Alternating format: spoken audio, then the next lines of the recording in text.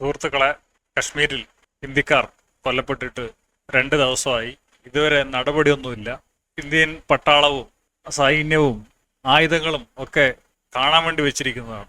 ഇത് നമ്മുടെ സുരക്ഷയ്ക്ക് വേണ്ടിയിട്ടല്ലേ? നമ്മളെ ആരെങ്കിലും ആക്രമിച്ചാൽ അവരെ ശിക്ഷിക്കാൻ വേണ്ടിയിട്ടല്ലേ ഈ സാധനങ്ങളൊക്കെ നമ്മൾ വാങ്ങിച്ചു വെച്ചിരിക്കുന്നത്? ആരെയാണ് മോദി ഭയക്കുന്നത്? അമിത്ഷാ ഭയക്കുന്നത്? ഇടക്കിടക്ക് ഗൾഫിലേക്ക് മോദി പോകുന്നു.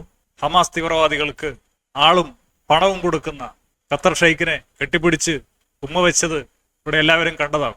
എങ്ങനെയുള്ള തീവ്രവാദികളെ, രാജാക്കന്മാരെ കാണുമ്പോൾ മോദിക്ക് മുട്ടുപറക്കുന്നുണ്ടോ? പിന്നീട് സൗദിയിൽ പോയി, UAE പോയി അവരുടെ അവാർഡുകൾ ഏറ്റുവാങ്ങുകയാണ്. പാകിസ്ഥാൻ ആക്രമിച്ചാൽ അവരുടെ പ്രശസ്തി പത്രവും സർട്ടിഫിക്കറ്റും ഇനി കിട്ടില്ല എന്ന് മോദി ഭയപ്പെടുന്നുണ്ടോ? വേറൊരു പ്രധാനമന്ത്രിമാരും ഇങ്ങനെ ഗൾഫിലേക്ക് പോയിട്ട് ഗൾഫിലെ രായന്മാർക്ക് താഴ്ന്നു കൊടുത്തിട്ടില്ല. മോദി ഇങ്ങനെ ഗൾഫിലേക്ക് ഇടക്കിടക്ക് പോകുമ്പോൾ ഗൾഫുകാരുടെ അടിമകളായ, അറബികളുടെ അടിമകളായ പാകിസ്ഥാന് തോന്നി ഇന്ത്യയെ കയറി ആക്രമിക്കാം. കാരണം ഒന്നും ചെയ്യില്ല. കാരണം മോദി ഗൾഫുകാരുടെ, അറബികളുടെ അംഗീകാരത്തിനും അനുമോദനത്തിനും വേണ്ടി കാത്തിരിക്കുകയാണ്. അവർ വിളിച്ചപ്പോൾ ഓടിച്ചെല്ലും. അപ്പൊ ഇങ്ങനെയുള്ള അടിമത്വം മോദി അവസാനിപ്പിക്കണം. കാരണം ഇന്ത്യക്കാർ മോദിയെ ജയിപ്പിച്ചിട്ടുള്ളത് ഇന്ത്യക്കാരുടെ സുരക്ഷയ്ക്ക് വേണ്ടിയിട്ടാണ്. ഇന്ത്യക്കാർ തെരുവിൽ കൊല്ലപ്പെടുമ്പോൾ അവരെ കൊന്നതിന് ഉത്തരവാദികളായവരെ ശിക്ഷിക്കണം. അതിനാണ് മോദിയെ തിരഞ്ഞെടുത്തു വിട്ടിട്ടുള്ളത്.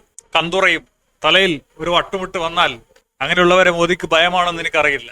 ആക്രമിക്കണം. ഇടക്കിടക്ക് സൗദിയിലും UAE അതൊക്കെ തീവ്രവാദ രാജ്യങ്ങളാണ്, ഭീകരവാദ രാജ്യങ്ങളാണ്. ലോകത്ത് ഭീകരവാദം കയറ്റയക്കുന്ന രാജ്യങ്ങളാണ്. സൗദി എന്ന് പറഞ്ഞാൽ ഉസാമ ബിൻ ലാദൻ അടക്കമുള്ള ആളുകൾ, MM അക്ബറിനെ പോലെയുള്ള ആളുകൾ ഖുർആൻ പരിഭാഷപ്പെടുത്തി ഇന്ത്യയിലേക്ക് കയറ്റിവിടുന്ന, തീവ്രവാദം കയറ്റിവിടുന്ന രാജ്യമാണ് സൗദി.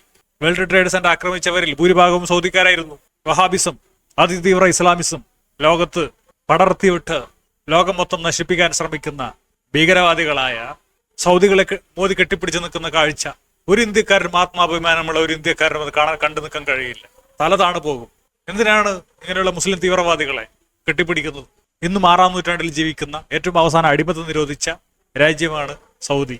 ഇന്നും രായൻ എന്ന് പറഞ്ഞിട്ട് നടക്കണം അവിടെ. അങ്ങനെയുള്ള ആൾക്കാരെ ഭയപ്പെടുന്നത് മോദിക്ക് നല്ലതല്ല. അങ്ങനെയാണെങ്കിൽ ആ പരിപാടി നിർത്തി രാജിവെക്കുക. അതിന് കഴിവുള്ളവർ ഇന്ത്യയിൽ ഇന്നും ഉണ്ട്. 140 കോടി ജനങ്ങൾ ഇന്ത്യയിലുണ്ട്. ഇഷ്ടം പോലെ ആളുകൾ ഇന്ത്യയിലുണ്ട്. ഇന്ത്യക്കാർക്ക് അഭിമാനമുണ്ട്.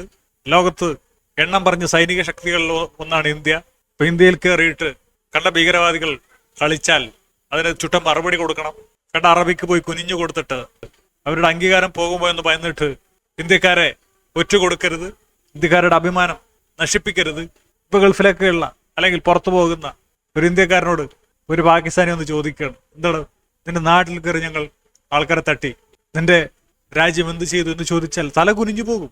ഇന്ന് ഇന്റർനെറ്റിന്റെ കാലമാണ്. പല രാജ്യക്കാരുമായിട്ടും സൗഹൃദവും ചാറ്റുമൊക്കെ ഉള്ള കാലമാണ്. എല്ലാം എപ്പോഴും പുറത്ത് സഞ്ചരിക്കേണ്ട കാര്യമില്ല. അപ്പോൾ അവരോടൊക്കെ ഇന്ത്യക്കാർ എന്ത് മറുപടി പറയും? അതൊക്കെ പോട്ടെ, ആ പിടഞ്ഞ് മരിച്ച ആളുകളോടൊന്ന് മറുപടി പറയും. ഇങ്ങനെ തീവ്രവാദി ആക്രമണം കാരണം കശ്മീരിൽ ബിസിനസ് നശിച്ചു, ആൾക്കാർക്ക് അങ്ങോട്ട് പോകാൻ ഭയമാകും. അപ്പോൾ ആ കശ്മീരികളോട് നമ്മളൊന്ന് മറുപടി പറയും. അപ്പോൾ സുരക്ഷാ വീഴ്ചയുണ്ടായി എന്നത് പോട്ടെ, ഇനി എങ്ങനെ ഉണ്ടാകാത്ത തരത്തിൽ ഇന്ത്യയിലേക്ക് കയറി കളിക്കാൻ ഭയക്കുന്ന തരത്തിൽ തിരിച്ചടിക്കാൻ ഇന്ത്യക്ക് എന്തുകൊണ്ടാണ് കഴിയാതെ പോകുന്നത്? മോദി കൊര മാത്രമാണ്, കടിക്കില്ലേ? കരാറുകളൊന്നും നിർത്തിയിട്ട് ഇങ്ങനെ കണ്ണിൽ പൊടിയിട്ടാ പോരാ. ശക്തമായിട്ട് ആക്രമിക്കണം. കൊലക്ക് കൊല തന്നെയാണ് പരിഹാരം. നിരപരാധികളെയല്ല, പാകിസ്ഥാൻ സർക്കാരിനെ തന്നെ, അവിടുത്തെ ജിഹാദികളെ, കൊലകൊമ്പൻ ജിഹാദികളൊക്കെ അവിടെ കറങ്ങുന്നുണ്ടല്ലോ, അവരെയൊക്കെ എയറിലായാലും നേവിയിലൂടെ ആയാലും കടലിലൂടെ ആയാലും ലാൻഡിലൂടെ ആയാലും ആക്രമിക്കണം. അടിക്കുമ്പോൾ കുറച്ച് നഷ്ടങ്ങളൊക്കെ ഉണ്ടാകും. പക്ഷെ പ്രതികരണ ശേഷിയുണ്ടെന്ന് മറ്റുള്ളവർക്ക് മനസ്സിലാകും. എന്തായാലും പാകിസ്ഥാനേക്കാൾ എത്രയോ ഇരട്ടി സൈനിക ശേഷിയും സാമ്പത്തിക ശേഷിയും ജനസംഖ്യയുമുള്ള രാജ്യമാണ് ഇന്ത്യ. ഇനിയിപ്പോൾ അമേരിക്ക വന്ന് അടിച്ചാലും നമ്മൾ തിരിച്ചടിക്കും. അടിക്കണം. കാരണം നമ്മൾ പ്രതികരണ ശേഷിയുള്ളവരായിരിക്കും. നമ്മളെ തൊടുമ്പോൾ ആൾക്കാർ ഭയക്കണം. ഒരു പൂച്ചയെ തൊടാൻ നമ്മൾക്ക് പേടിയാണ്. കാരണം പൂച്ച നമ്മളെക്കാൾ ശക്തിയുള്ള ജീവിയൊന്നുമല്ല, പാമ്പ്. കാരണം എന്താ? അതിന് പ്രതികരണ ശേഷിയുണ്ട്. അപ്പോൾ പ്രതികരണ ശേഷി നമുക്കുണ്ടാവണം. പാകിസ്ഥാൻ ആക്രമിക്കണം. അതിന് യാതൊരു എക്സ്ക്യൂസും നമ്മൾക്കില്ല. തിരിച്ചടിക്കും ഇങ്ങനെ പറഞ്ഞിട്ട് ജനൻ TV പോസ്റ്റ് ഇട്ടാൽ പോരാ. അടിക്കണം. അതിന് പറ്റുന്നില്ലെങ്കിൽ സംഖ്യകളൊക്കെ അറബിക്കടലിൽ പോയിട്ട് ചാവുക, എന്നിട്ട് അധികാരം ഒഴിഞ്ഞു പോവുക. അതിന് ആംബിയറുള്ള ആളുകൾ അധികാരത്തിൽ വന്നിട്ട് ഇന്ത്യക്കാരുടെ ചോരക്ക് കണക്ക് ചോദിച്ചോളും. ഓക്കെ.